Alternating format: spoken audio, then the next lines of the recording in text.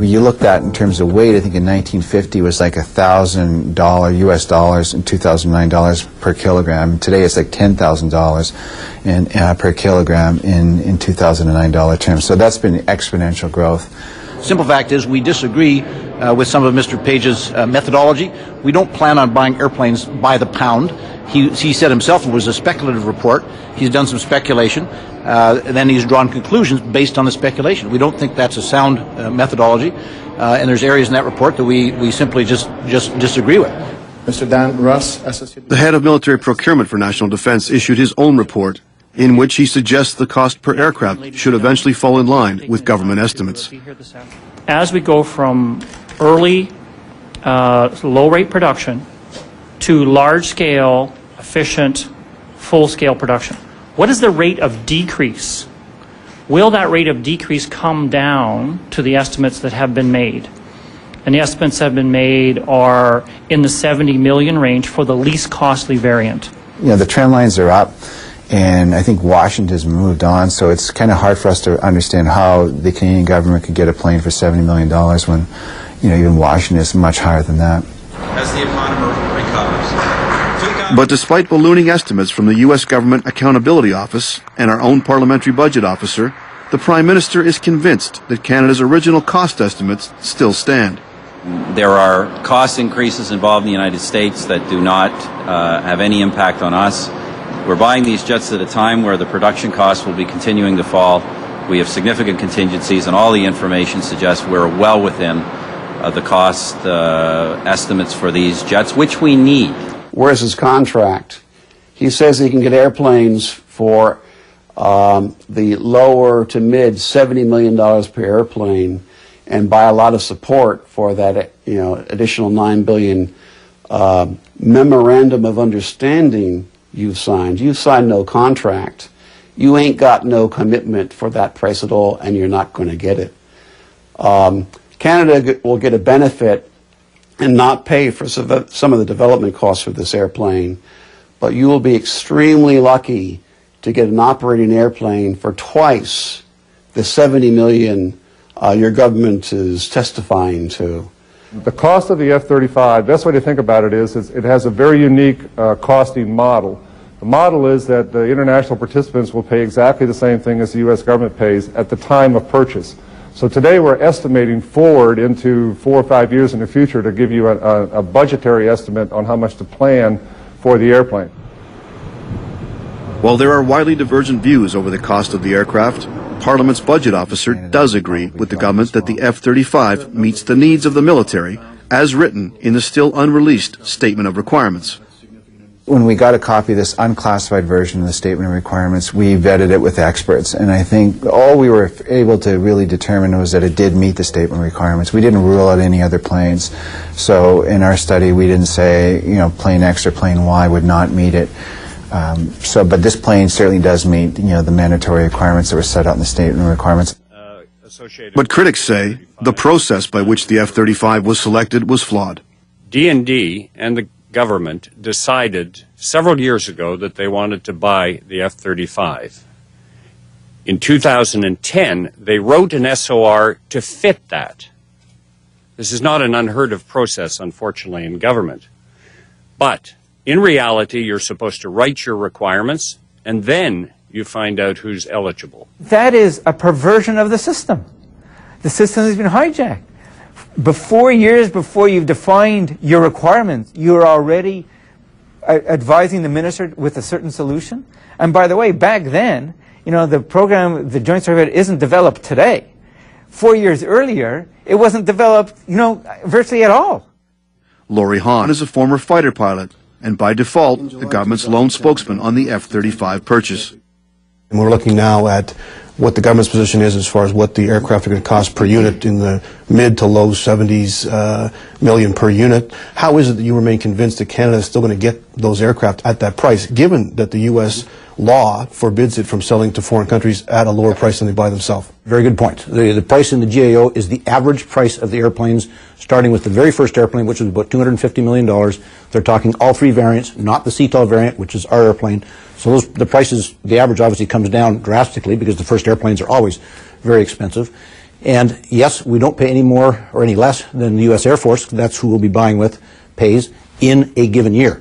That's why we're moving our aircraft acquisitions out to the point where the production is highest, the price is lowest. The USAF will be buying the airplanes at the same price, which is going to be substantially less than what you're seeing in the GAO report, because that mixes all three variants and it takes into account the cost of the very first airplane. That's not what applies to our program and our airplanes. Serving members of the military also jumped into the fray. The Chief of the Air Staff, Lieutenant General Andre Deschamps, authored a feature article for the Canadian Military Journal. In the article, Deschamps claims that he is fully convinced that this is the right fighter aircraft for Canada. According to the General, the F-35 is the only aircraft that meets Canada's mandatory needs and the only fifth-generation aircraft available to Canada. He dismissed critics of the sole source acquisition process by pointing out a robust competition resulted in Lockheed Martin being chosen to produce the JSF in 2001.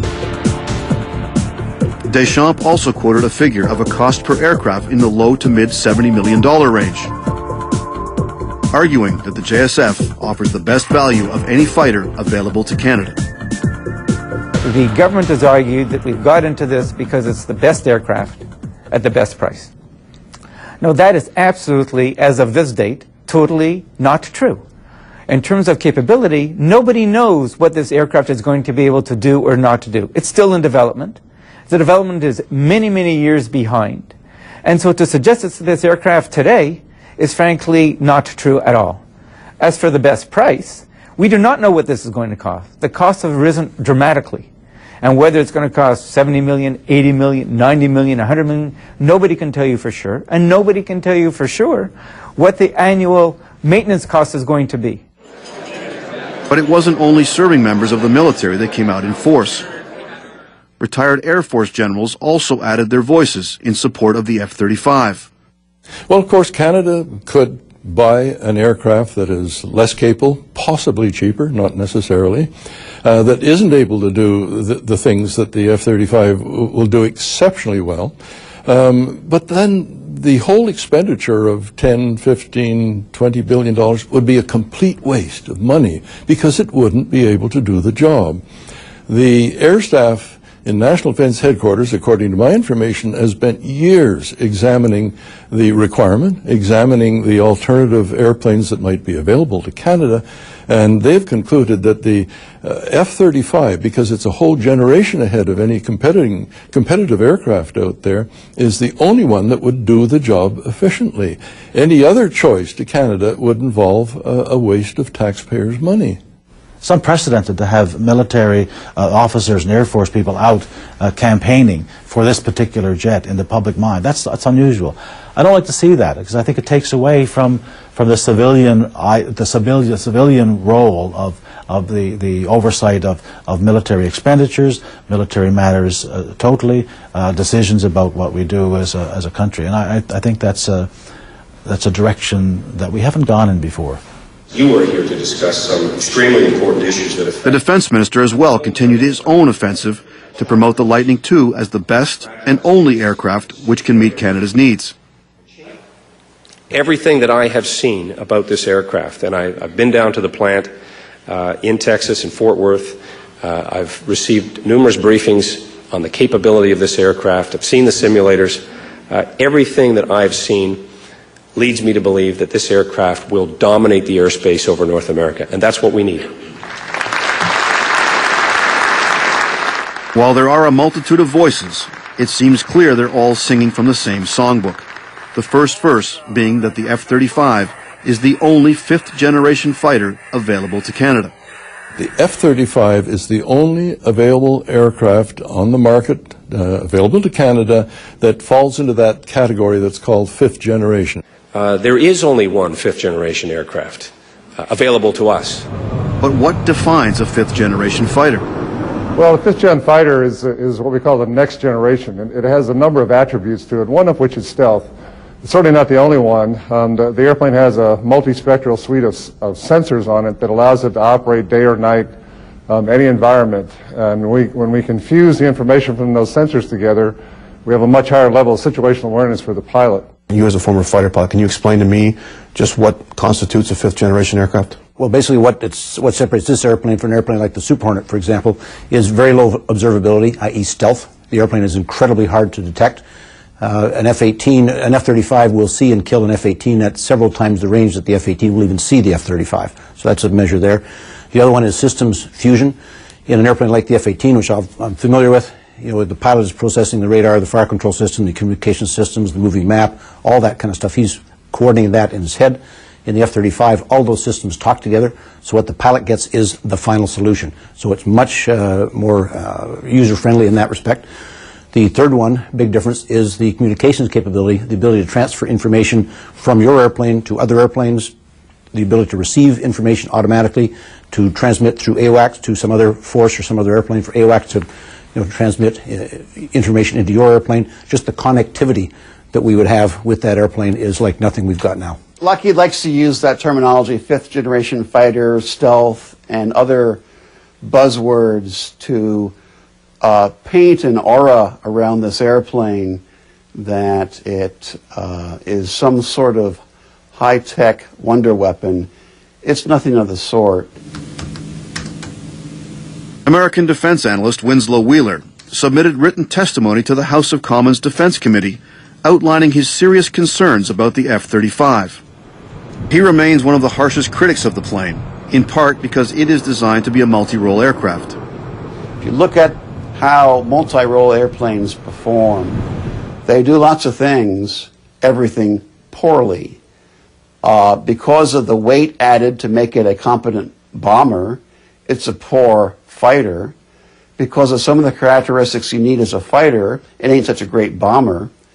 And because you're fixated on that, as a close air support airplane, it has none of the characteristics that you need for an effective close air support airplane, one with long loiter, lots of fuel, can fly very slow, very low, can withstand hits from air defenses. This airplane can do none of those things. But to its supporters, the F-35's stealth capability is the main selling feature. An aircraft with stealth has an enormous tactical advantage over other aircraft. That's very important for the survivability of the pilot, because the stealth aircraft will be the one that gets it missiled away first, and therefore he will survive. But it also means more mission effectiveness for the aircraft. There's nothing sinister about stealth. It's a technology which has moved very rapidly. It's highly advanced. Yes, it does involve additional measures to protect the stealth qualities of the airplane, but this is something that's been done for a number of years, is well developed, and is quite manageable. Canadian defense analyst Steve Staples of the Ottawa-based Rideau Institute questions why Canada's future Air Force requires stealth capability at all. The F-35 is nothing but a bomb truck. It's designed to be loaded up with weapons, scream in over the beaches on the first night of a war and drop those bombs on cities or military targets and get out. It's shock and awe. We saw it in 2003 in Baghdad. That's what the plane is for. It's not for Arctic sovereignty. It's not for patrolling Canadian coastline. It's about being interoperable with the U.S. military and their global designs. Now, the stealth capability, coming back to that, that's something which gives us a whole different tactical ability. I mean, something which people are questioning whether Canada's doctrine is going to change, wherein you could foresee us using that first strike capability. Do you personally foresee us changing that doctrine? Well, it's not necessarily first strike, and I bring up Libya. We don't know what's going to happen, where we're going to be in the next 20, 30, 40 years. A month ago, if we'd said we'd be dropping bombs in Libya, people would have said, you're crazy. The Libyans, in fact, we found out, have some very advanced surface-to-air missile capabilities, from the Russians, obviously. So we don't know the kind of threats we're going to be facing down the road. So it's not necessarily first strike. It's the fact that we're going to be operating potentially in environments with some very sophisticated threats that we need to be able to counter.